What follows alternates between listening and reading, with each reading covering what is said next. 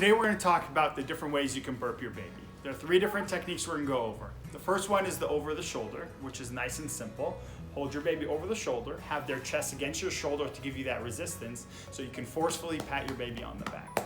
I like to cup my hand, which helps you give a little more force but not actually hurt your baby while you do it, to really get those gas bubbles up and get a good solid burp. Make sure you have a cloth over your shoulder, because if you have a nice shirt on, they may spit up and dirty that shirt up.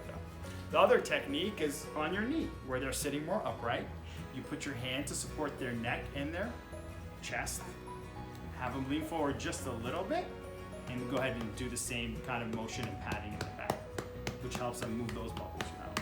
The final technique, and not preferred if your baby is big on spitting up after a feed, is you can lay them on your lap and gently tap them that way, which also gets a good burp out of them, just like that.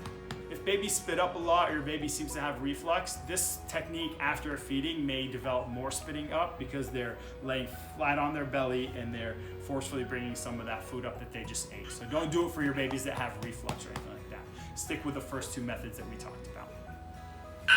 So trying different techniques, there's not one method best over the 3 that we talked about. Each baby's a little different, and how much force you have to use is different for every baby. So it's really trial and error and see what works best for your baby and go with that technique.